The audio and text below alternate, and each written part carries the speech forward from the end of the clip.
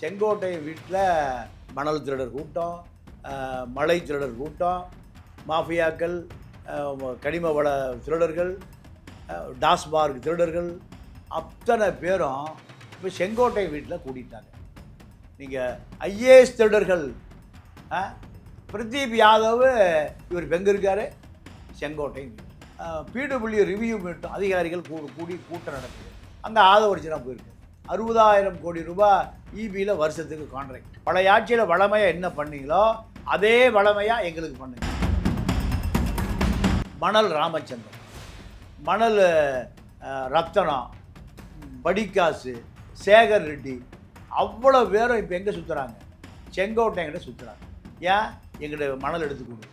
திமுக நினச்சா 3 மாதத்தில் இந்த ஆட்சியை நான் எங்களுக்கு பணம் கொடுத்த அத்தனை பேரும் அப்படியே பனையூர் பக்கம் போயிட்டாங்கன்னு ஆதாரத்தோடு நிரூபிக்க முடியும்.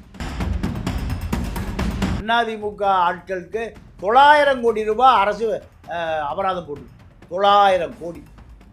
அரசுக்கு தெரிஞ்சதே 10% தான்.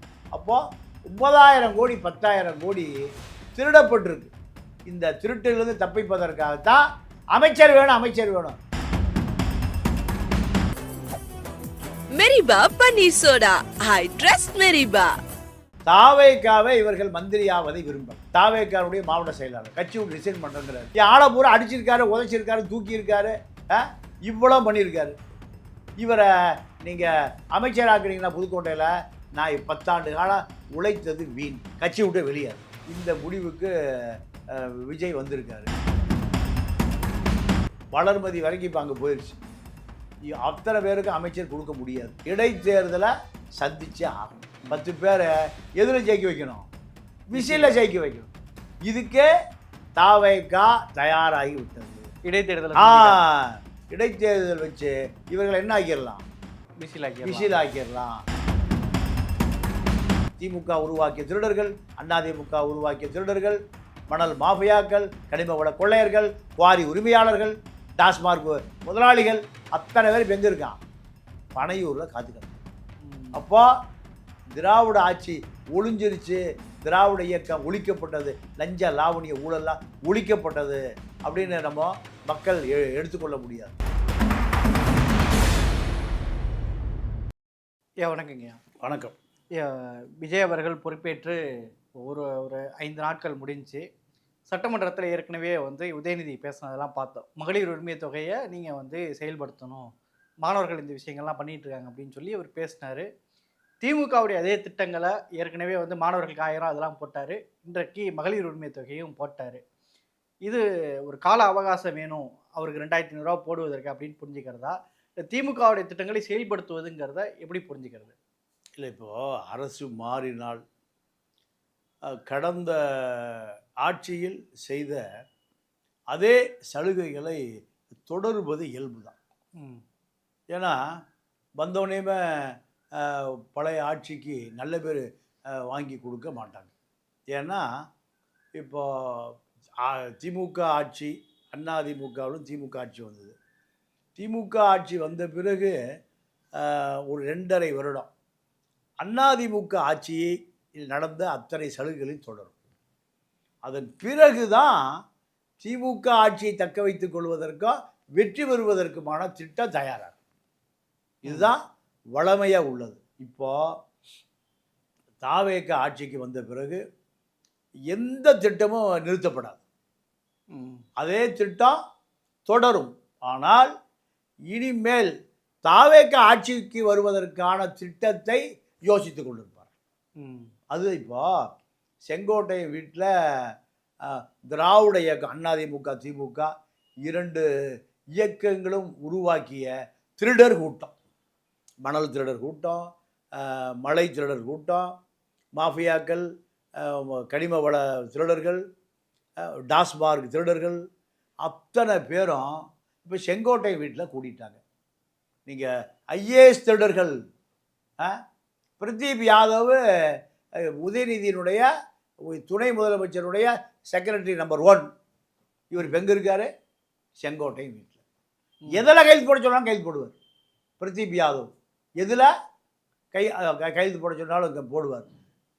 இப்படி ஒரு பெரிய பட்டியலே இருக்குது. இவர்கள் முறை எங்கே வந்துட்டாங்க? தாவேக தாவேக்க வந்துட்டாங்க. நேற்று பிடபிள்யூ ரிவ்யூ மீட்டும் அதிகாரிகள் கூடி கூட்டம் நடக்குது. அங்கே ஆதவர்ஜனா போயிருக்கு. ஏன்? பிடபிள்யூ கான்ட்ராக்டர் அத்தனை பேரும் நீங்கள் பழைய ஆட்சிக்கு என்ன ஃபார்மாலிட்டி பண்ணீங்களோ அதே ஃபார்மாலிட்டி எங்களுக்கு பண்ணுங்க. இதுதான் அங்கே சப்ஜெக்டு. இதுதான் அங்கே சப்ஜெக்டு. அப்போது 60,000 கோடி ரூபாய் இபியில் வருஷத்துக்கு கான்ட்ராக்ட். இந்த 60,000 கோடியே ஏறக்குறைய ஒரு 30 பேர் கான்ட்ராக்ட் இருக்காங்க. அந்த 30 பேரும் எங்களுக்கு நீங்கள் பழைய ஆட்சியில் வளமையாக என்ன பண்ணீங்களோ அதே வளமையாக எங்களுக்கு பண்ணுங்க. மணல் ராமச்சந்திரன், மணல் ரத்தனம், படிக்காசு, சேகர் ரெட்டி அவ்வளோ பேரும் இப்போ எங்கே சுற்றுறாங்க? செங்கோட்டையங்கிட்ட சுற்றுறாங்க. ஏன்? எங்கிட்ட மணல் எடுத்து கொடு. இவர்கள் எல்லாம் எங்கே சுற்றிட்டு இருந்தா, எங்கே பண்ணிட்டு இருந்தாளுங்க? திமுகவில்.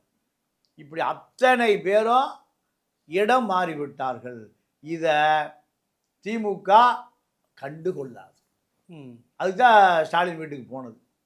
திமுக நினச்சா 3 மாதத்தில் இந்த ஆட்சியை நான் எங்களுக்கு பணம் கொடுத்த அத்தனை பேரும் அப்படியே பனையூர் பக்கம் போயிட்டாங்கன்னு ஆதாரத்தோடு நிரூபிக்க முடியும். ஆனால் திமுக நிரூபிக்க.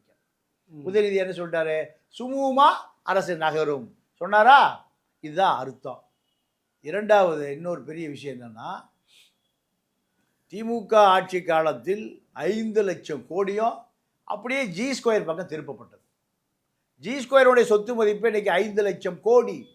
தமிழ்நாட்டில் இருக்குது, ஆந்திராவில் இருக்குது, கர்நாடகாவில் இருக்குது, தெலுங்கானாவில் இருக்குது. இதை இப்போ ஸ்டாலின் இன்றைக்கி நேற்று மாவட்ட செயலர் என்ன சொன்னார்னா, இந்த முழு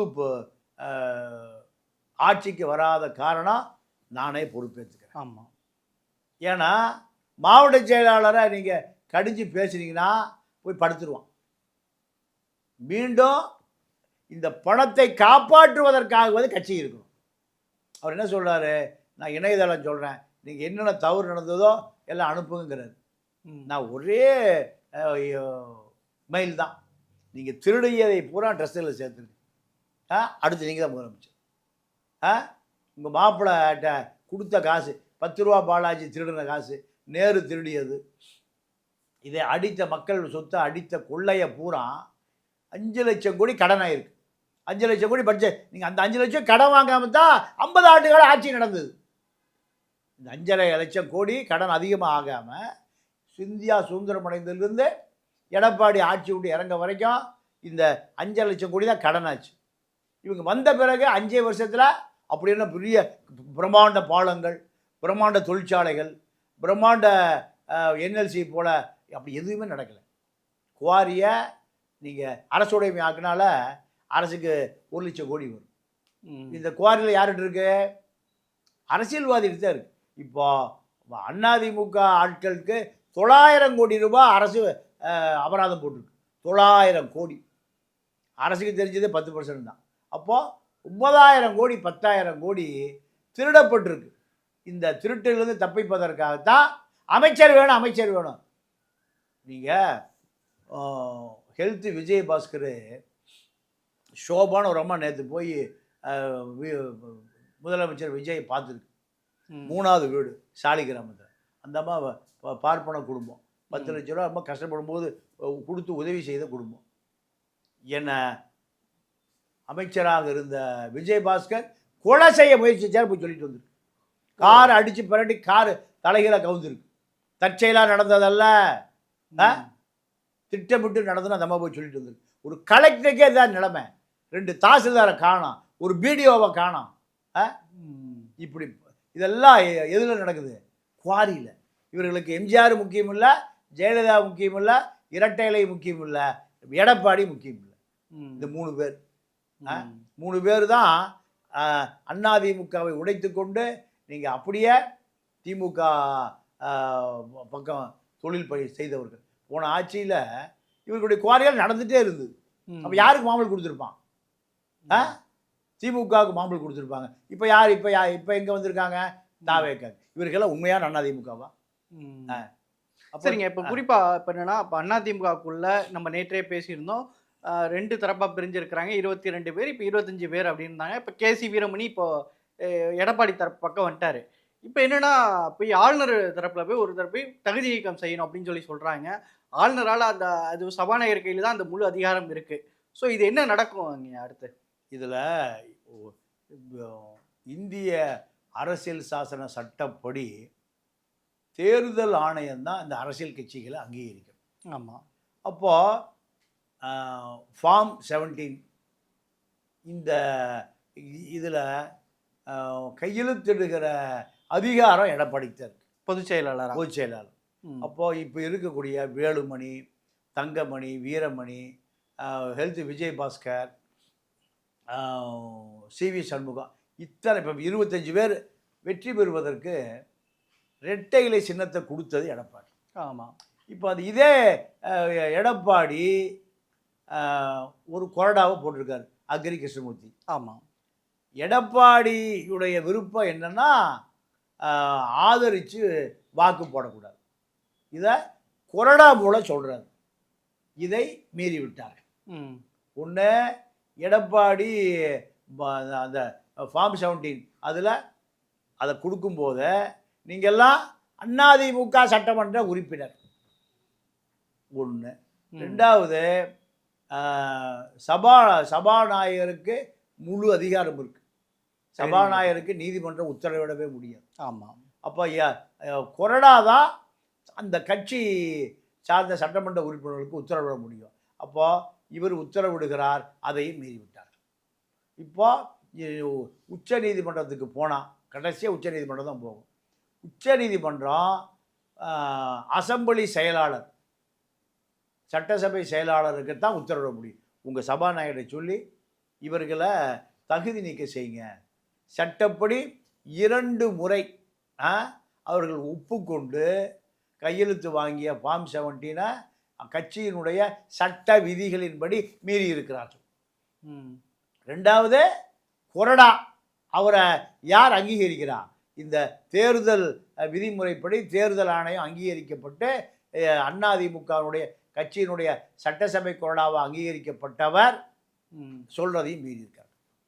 அப்போ இது ரெண்டும் ஒரு பெரிய சட்ட விதிகளின்படி இவர்கள் மீறிவிட்டார்கள். ஆனால் சபாநாயகர் 6 மாதம் இதை தாமதப்படுத்தலாம். அதுக்கு மேலே உச்ச நீதிமன்றத்துக்கு தலையிடும். உச்ச நீதிமன்றம் இவர்களை தகுதி நீக்கம் செய்யுங்கன்னு சட்டசபை அசெம்பிளி செக்ரட்டரிக்கு உத்தரவிடுவார்கள். அதுக்கு மேலே நீடிக்க முடியாது. சரி, இப்போ இந்த காலத்துக்குள்ள இவர்கள் மந்திரியாக முடியாது.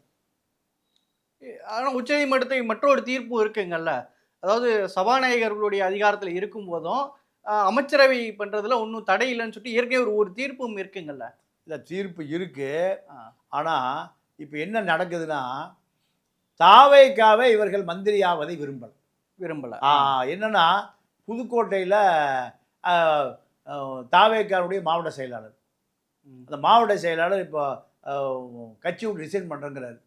என்னன்னா, 10 ஆண்டு காலம் நான் விஜயபாஸ்கர் தான் கட்சியை நடத்துகிறேன், என் ஆளை பூரா அடிச்சிருக்காரு, உதைச்சிருக்காரு, தூக்கியிருக்காரு, இவ்வளோ பண்ணியிருக்காரு.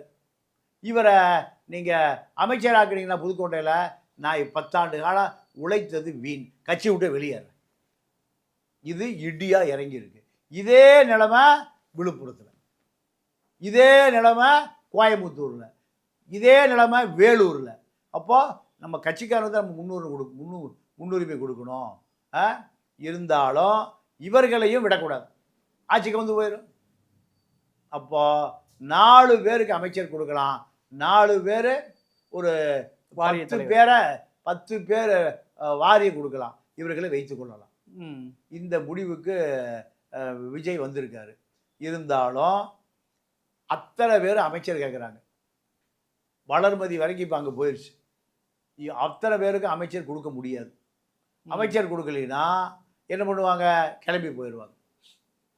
அப்போது இவர்களை தக்க வைக்கணும்னா இடைத்தேர்தலை சந்திச்சே ஆகணும். 10 பேரை எதில் ஜெயிக்க வைக்கணும்? விசிலில் ஜெயிக்க வைக்கணும்.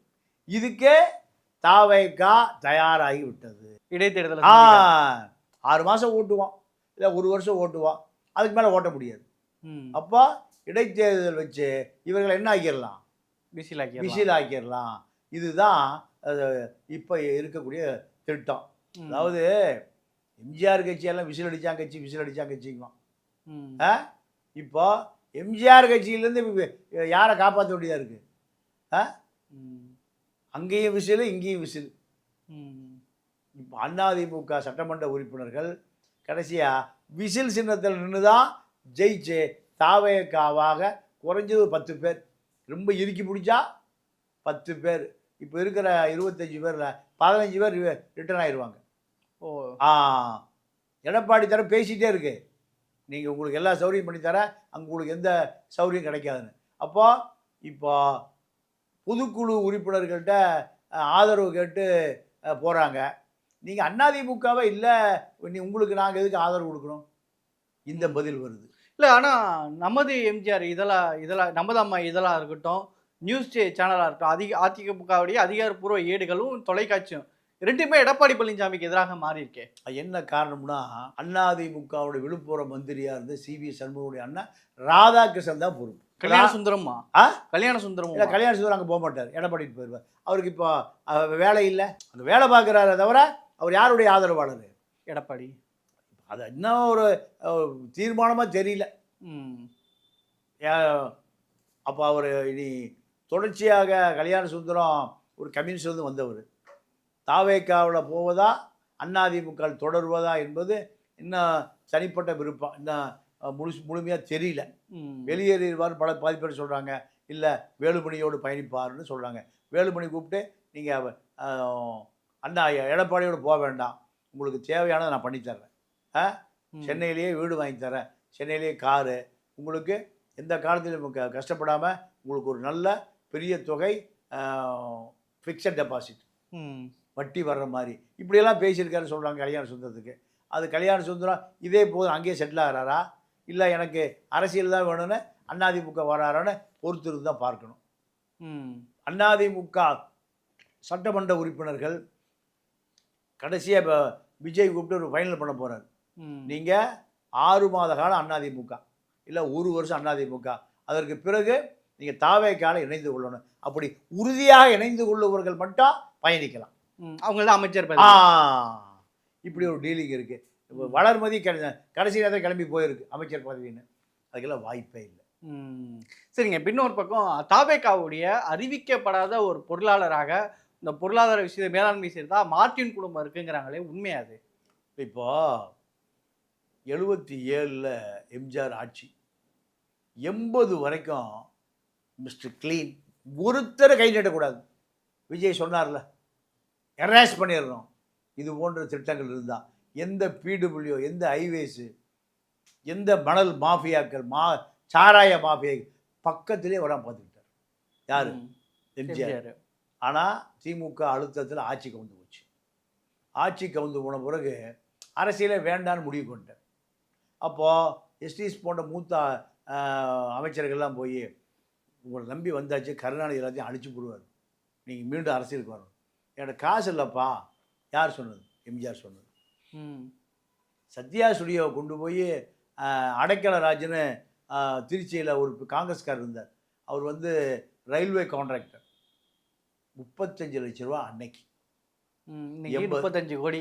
350 கோடி. 350 கோடி கொண்டு அடமானம் வச்சு கட்சிக்காரனுக்கெல்லாம் அதாவது இப்போ இந்த விஷயம் என்ன நான் மறந்துட்டேன். என்னென்னா, பல திமுக வேட்பாளர்கள், அதிமுக வேட்பாளர்கள், தாவேகா வேட்பாளர்கள் 3 பேருமே 1000 ஓட்டு 2000 ஓட்டில் நிறைய பேர் தோற்றுருக்காங்க, ஜெயிச்சிருக்காங்க. ஆமாம், இது நடந்திருக்குல்ல. இது நீங்கள் எம்ஜிஆர் ஜெயலலிதா இருக்கிற வரை என்ன நடக்கும்னா, ஒன்றிய செயலாளர், நகர செயலாளர், பொதுக்குழு உறுப்பினர், இப்படி ஆட்கள் இருக்காங்கல்ல, இவர்கள் மக்கள் செல்வாக்கோடு இருக்கானா. 5000 ஓட்டு இண்டிவிஜுவல் கெப்பாசிட்டியாக வாங்கணும், எம்ஜிஆருடைய கணக்கு. அதான் ஜெயலலிதா தொடர்ந்தது. இப்போ கட்சி ஓட்டை தாண்டி தனிப்பட்ட அவருடைய மரியாதை, மதிப்பு, கட்சிக்காரன் எவ்வளோ ஓட்டு வாங்குவான்? 2000 முதல் 5000 ஓட்டு இரட்டை இலையை தாண்டி, எம்ஜிஆரை தாண்டி, ஜெயலலிதாவை தாண்டி தனிப்பட்ட செல்வாக்கு. இப்போ அதெல்லாம் கணக்கிலே எடுத்துக்கல. பணம் இருக்கா, எத்தனை கோடி செலவு பண்ணுவேன். இதனால தான் திமுக 20 சீட்டு தோத்துருக்கு, அதிமுக 20 சீட்டு தோத்துருக்கு, விஜய் 20 சீட்டு ஜெயிச்சு. இதில் பெரிய ரகசியம் இது. எம்ஜிஆர் சொந்த செல்வாக்கு இருக்கா அவனுக்கு, மக்கள்கிட்ட எப்படி நெருங்கி பழகிறான், திமுக எப்படி பழகிறான், அதிமுக பழகிறான், பொதுவான. அப்போ அவன் என்ன பண்ணுவான், கட்சி வாங்கிறது பேலன்ஸில் அடித்து தூக்கிட்டு வந்துடுவான். எம்ஜிஆரை ஒவ்வொரு 35 லட்ச ரூபா எடுத்துகிட்டு வேனில் பிரச்சார வேனில் வச்சுட்டு ஒவ்வொரு வேட்பாளருக்கு அந்த காலத்தில் 25,000 ரூபா கொடுப்பான். எவ்வளவு? 25,000 ரூபா. இப்படி தான் 80ல் ஆட்சியை பிடிச்சாங்க. ஆட்சியை பிடித்த பிறகு எம்ஜிஆர் சொல்கிறாரு, ரொம்ப கஷ்டப்பட்டு போயிட்டேன், அதனால் நமக்கு ஒரு பார்ட்டி ஃபண்டு வேணும், பார்ட்டி ஃபண்டு வேணும். யார் நம்பிக்கையான ஆள் யார்? சாராய உடையார் தான் அவருக்கு தெரிஞ்சது. சாராய உடையாரை கூப்பிட்டு வர்றாரு, யோ சாராய கடையை நீயே வச்சுக்க, எனக்கு வர்ற பணத்தையும் நீயே வச்சுக்க, எவ்வளோ உங்களோட பணம் இருக்குன்னு எனக்கு சீட்டை மட்டும் கொடுத்துரு, எப்போ அரசியலுக்கு பணம் தேவையோ நீ செலவு பண்ணு. எனக்கு என்னுடைய நெருங்கிய நண்பர், அவர் ஒரு போராளி, கனடாவில் இருந்தார், ஈசன், இப்போ தான் இறந்தார். ஒரு பெரிய, அதாவது ஈடு செய்ய முடியாத இழப்பு. அவர் தான் சொன்னார், அந்த ஒரு லட்ச ரூபா டெய்லி 1 லட்ச ரூபா அடையாருக்கு வந்துடும். சாராய உடையார் கொடுத்தாலும் 1 லட்ச ரூபா, அந்த காலத்தில் 1 லட்சம் எதுக்கு வந்துடும்? ஆயுதம் வாங்குவதற்கு, புலிகள் போராடுவதற்கு. அவர் பெரிய ரகசியத்தை எங்களுக்கு சொன்னார். அதே போல் நீங்கள் அரசியல் எம்ஜிஆருக்கு இணைய இன்னொரு ஆளை பொருத்தியே பார்க்க முடியாது. அங்கே போராளிகள் என்ன பண்ணுவாங்க, வங்கி கொள்ளையடிப்பாங்க, வங்கியில் போய் கொள்ளையடிப்பாங்க, நகை மட்டும்தான் கொள்ளையடிப்பாங்க, பணம் செல்லாது இந்தியாவில். அப்போது ஒரு 6 சாக்கில் தம்பாபுல்லா மகேஸ்வரன் ஒருத்தர் இருந்தார். அவருடைய ஹோட்டல் தான் இந்த பெனிசுலா ஹோட்டல். அந்த குமார், அந்த அவர் உரிமையாளராக இருக்கார்ல குமார், அவர் பேரில் திருவள்ளூரில் 100 ஏக்கர் நிலம் இருக்குது. இதெல்லாம் அந்த வங்கி கொள்ளையில் வாங்கப்பட்ட பணம். இந்த எதுக்கு? இயக்கம் நடத்துவதற்கு. தம்பாபிள்ளை மகேஷ் இப்போ தான் இறந்தார் யாழ்ப்பாணத்தில். அப்போ இதை இவர் அவர் பேரில் எழுதிக்கிட்டார். அதே போல் ஒரு பெரிய வங்கி கொள்ளை நடந்து அதை நைட்டோ போட்டில் ஏற்றி இங்கே கொண்டு வந்துடுவாங்க, எங்கே இந்தியாவுக்கு கொண்டு வந்து திருவள்ளூர் பஸ்ஸில் ஏற்றி சென்னை திருவள்ளூர் பஸ் ஸ்டாண்டு முதல்ல இருந்து இப்போ அது அந்த பிராட்வே பஸ் ஸ்டாண்டு ஆட்டோவில் ஏற்றி விடிய காலையில் கொண்டு வரும்போது ஒரு 500 ரூபா ஒரு போலீஸ்காரன் லஞ்சம் கேட்டு அந்த நகை மாட்டிக்கிச்சு. ஏறக்குறைய அரிசி சாக்கில் 5 சாக்கு நகை. உடனடியாக எம்ஜிஆருக்கு மைக்கில் போகுது, அதை அப்படியே கொண்டு போய் அதை, அதாவது தம்பாபுல்லா மகேஸ்வரன்கிட்ட இருந்து அதை திருப்பி டெலோ அடிச்சிட்டாங்க. டெலோ எடுத்து, இதெல்லாம் எனக்கு சொன்னவர் மாமனிதன் ஈசன், இறந்துட்டார், புலி. கனடாவினுடைய பாதுகாப்பு மந்திரி ஹரிசங்கரிக்கு நெருக்கமான நண்பர்கள் படம் இருக்கு. அதை எம்ஜிஆர் உடனே சொன்னாராம், இது முறையாக பயன்படுத்தினா கொஞ்சம் பெசரங்களை கொடுத்துருங்க. பெசரங்கள் யார்? புலிகள் தலைமையகம். இப்படி எம்ஜிஆர் கட்சி நடத்துவதற்கு ரொம்ப கஷ்டப்பட்டு அதன் பிறகுதான் உடையாரை அவர் கண்டுபிடிக்கிறார். உடையாரை கண்டுபிடிச்ச பிறகு பல கோடி ரூபா பணம் உடையார்ட்டு இருக்குது. எம்ஜிஆர் செத்து போகிறார், ஆட்சி அதிகாரம்லாம் மாறி போகுது. அப்போ உடையார் என்ன பண்ணுறாரு, எம்ஜி ராமச்சந்திரன் மருத்துவமனை, எது ராமச்சந்திர மருத்துவமனை, அந்த காசில் உருவாக்குனது தான். இப்போ அதே போல் விஜய் கட்சி நடத்துறதுக்கு 500 கோடி 1000 கோடி 2000 கோடி பணம் இல்லை. இதெல்லாம் செலவு செய்த குடும்பம் யார்? மார்ட்டின் குடும்பம். இப்போ அன்னைக்கு ராமசாமி உடையார், சாராய உடையார், இன்னைக்கு லாட்ரி உடையார், மார்ட்டின் உடையார்.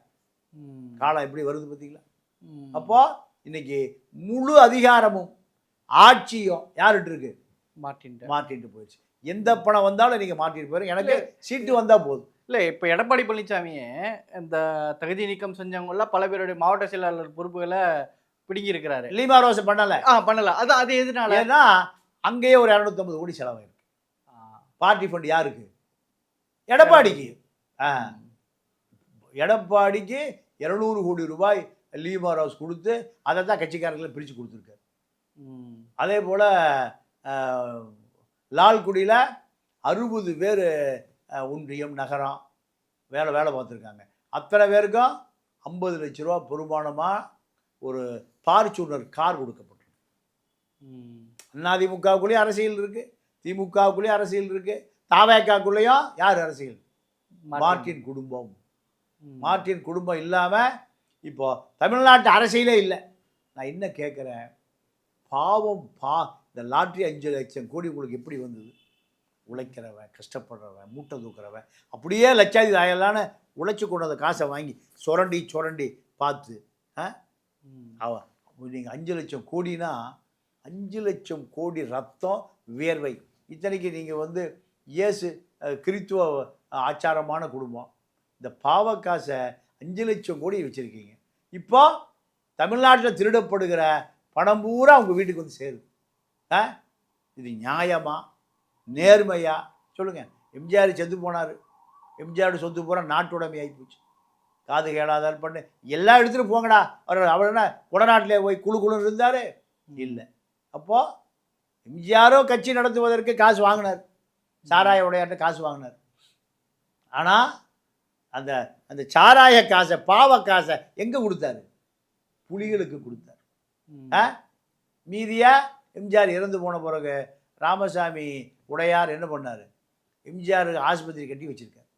இப்படி அந்த பாவ காசை எம்ஜிஆர் தொட்டு கூட பார்க்கல. ஆனால் இன்னைக்கு இந்த திராவிட இயக்கம் உருவாக்கிய திருடர்கள், அத்தனை திருடர்களா திமுக உருவாக்கிய திருடர்கள், அதிமுக உருவாக்கிய திருடர்கள், மணல் மாஃபியாக்கள், கனிம வள கொள்ளையர்கள், குவாரி உரிமையாளர்கள், டாஸ்மார்க் முதலாளிகள், அத்தனை பேர் இப்போ எங்கே இருக்கான்? பனையூரில் காத்து கிடக்கும்.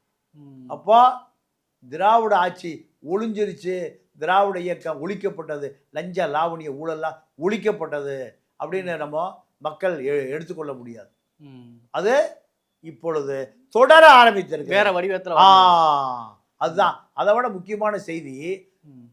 தேர்தல் முடிஞ்ச பிறகு, திமுக தோற்ற பிறகு, திமுகவுக்கு வேலை செஞ்ச இந்த புரோக்கர் பத்திரிகையாளர் இருக்கான்ல, அவர்களுக்கு பூரா அதோட நிறுத்திட்டாங்க. எதை?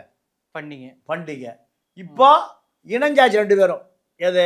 தாவேக்காவும் திமுகவும் எங்கள் செண்டாப் ரோட்டில் இணைஞ்சாச்சு. இணைந்த பிறகு இப்போ திமுக மீண்டும் துளித்தெழுந்து அந்த பெண் நிறுவன வேலை பார்த்த அத்தனை புரோக்கர் பத்திரிகையாளர்களும் மீண்டும் திமுகவை தூக்கி பிடிக்க ஆரம்பிச்சிட்டான். அதே போல் வாய்ஸ் ஆஃப் காமன் அவர்கள் என்ன பண்ணுறாங்க? விஜயை தூக்கி, எலெக்ஷன் முந்தி எப்படி இருந்தது ட்ரெண்டு, அதே ட்ரெண்டு இப்போ மறுபடியும் என்ன ஆகிப்போச்சு, ஆரம்பிச்சிருச்சு.